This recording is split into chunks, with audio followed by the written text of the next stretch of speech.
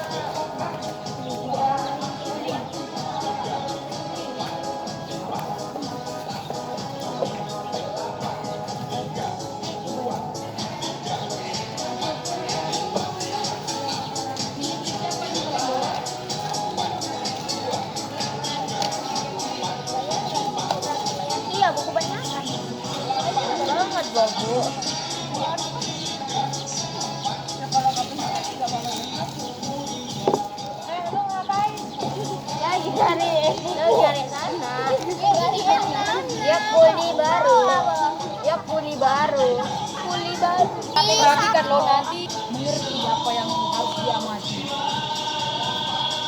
Diam laut.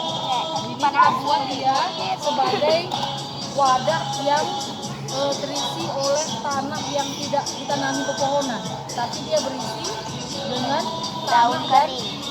sisa-sisa tumbuhan. Tapi dia belum padat. Dah. Udah dan jangan yang kita tanam. Nah, apa beda dari ketiga wadah ini? Coba, apa bedanya? Satu lagi mana? Berbeda isinya. Bedanya? Berbeda isinya. Berbeda Isinya. Nah, ini kita anggap tanah yang ditanami oleh Tumbuhan. tanaman ini tidak ada tumbuhannya, tapi berisi dia sisa-sisa tumbuhan yang sudah tumbuh. Nah, lalu ini hanya tanah atau bisa dibilang tanah yang gundul. Tanah yang gundul ya, tidak ditanami oleh tanaman. Nah, permukaan tanah ini yang seperti inilah yang sering kita lihat di lingkungan sekitar kita. Nah, seperti ini jauh-jauh. Ini di atasnya masih ada pepohonan. Itu sudah ada tanaman. Siapa yang pernah mengamati ketika hujan? Ada nggak nampak aliran air? Pernah Bu, di dekat rumah saya kan ada gunung. Nah, apa yang terjadi dengan tanahnya? Tanahnya menyerap air dari hujan itu, terus dia kayak ada bolongan, dia keluar air di dalam tanah itu. Yang bersedia ambil air ada? Ini Kita anggap ini, kita anggap sekarang hujan di sini. hujannya deras. Nah, bagaimana air yang masuk ke daerah yang ada tanamannya. Lalu hujan juga di tanah yang tidak ada pepohonan. Apa yang terjadi? Hujan juga di tempat yang gundul. Hujan juga di tempat yang gundul. Pegang aja Pan ya. Waduh, terlalu gini kan. Ini kan potongnya. Saya. Ini dibikin lama. Hujan kotor ini. Ini siapa nih Bu? Ini hujan juga di sini. Di sini juga hujan. Hujan juga di sini. Ini injek. Gini injek. Nah, miring aja Pan. Bisa juga hujan. Kayak Milo. Kayak Milo. Minum aja minum. Minum yang ini bersih. Iya, yang ini bersih. Minum dong. Jadi iya. Dah. Coba diamati apa yang terjadi dengan ketiga wadah Goreng itu. lagi ya. Milo kocok loh. Iya, Milo kocok. Tapi bedanya rasanya nggak enak. Coba diamati nanti tanya. Terkencing. Ya, Sudah. dan sudah tahu Tunggu, Bu. perbedaannya. Ini hasil air yang keluar dari tanah yang gundul. Ini hasil air yang keluar dari tanah yang banyak sisa-sisa tumbuhan. Ini air yang keluar dari tanah yang diisi, yang ditumbuhi oleh tumbuhan. Yang perlu kita amati adalah airnya. Bagaimana airnya? Apakah sama airnya semua? Tidak. Mengapa beda?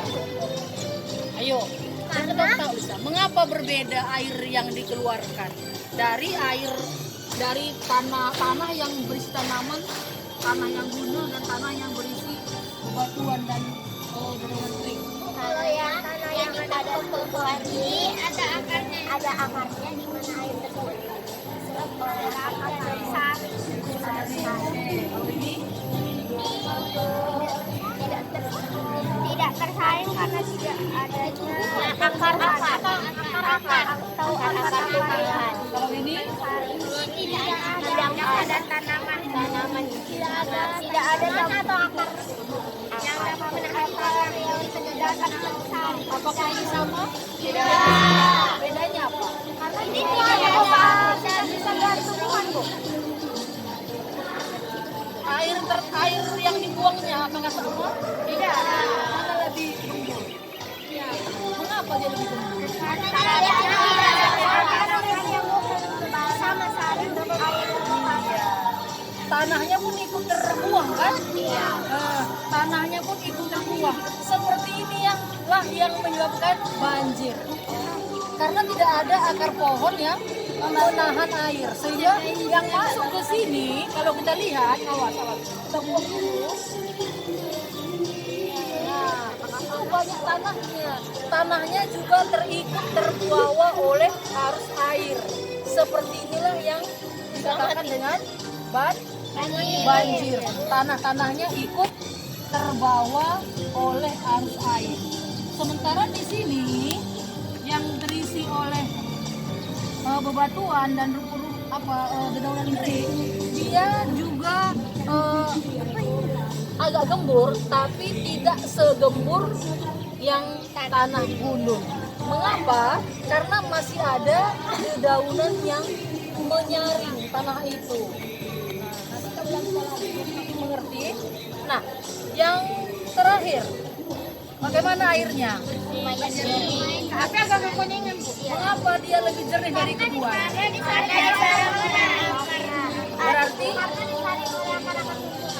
Berarti fungsi tumbuhan itu apa terhadap air?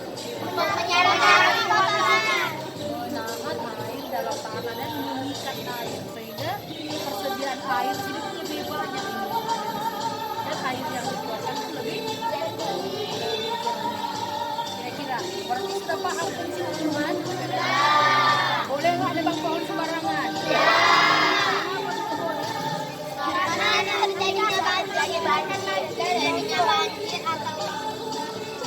Iya, bisa mengakibatkan banjir. Berarti kalau sudah tahu begitu fungsi pohon, berarti hemat penggunaan air, hemat penggunaan pohon. Pohon itu juga kan menjadi apa? Berarti kita harus hemat penggunaan air. Kita lihat sekali lagi ya, biar semakin mengerti. Kita tuangnya sama jumlahnya. Ya, kita tuangnya sama jumlahnya, diamati lagi supaya lebih mempercepat.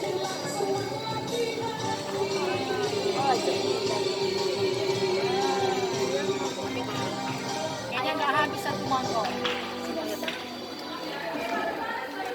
Sini kita tuang lagi. Amati apa yang terjadi.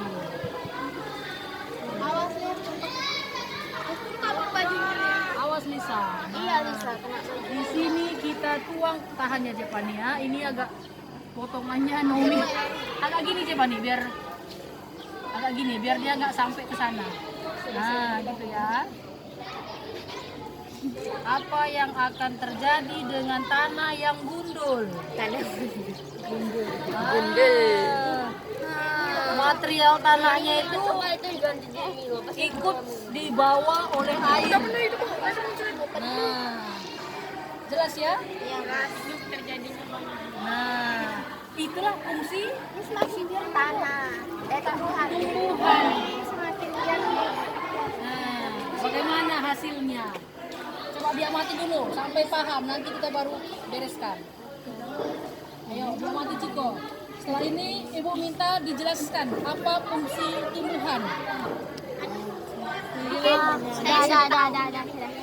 Sekarang diamati dulu. Kalau mau bertanya, silahkan bertanya. Nanti giliran kalian yang menjelaskan. Aduh Bu,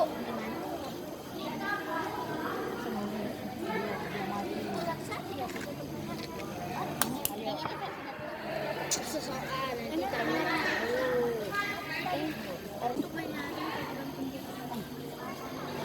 Yo, sudah?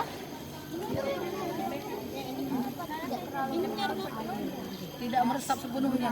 Bukan tidak meresap nak, tapi tanahnya sudah penuh dengan air. Sudah penuh dengan air, bukan tidak meresap, sudah air semua. Yang menyaring. Sudah penuh dengan air. Oke. Kalau tidak ada yang bertanya, kalau tidak ada yang bertanya, ibu yang bertanya. Boleh. Mau tanya si Malindo. Mas Lindo. Malindo. Yang lain dengarkan. Malindo, 3 orang satu pertanyaan. mengapa sisa air dari ketiga media ini berbeda?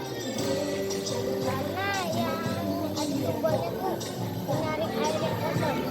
Menyaring air yang kotor. Yang komik. Stefani, mengapa sisa air ini semua berbeda? Padahal sementara air yang tadi dimasukkan semua sama-sama bersih. Mengapa air yang dihasilkan berbeda?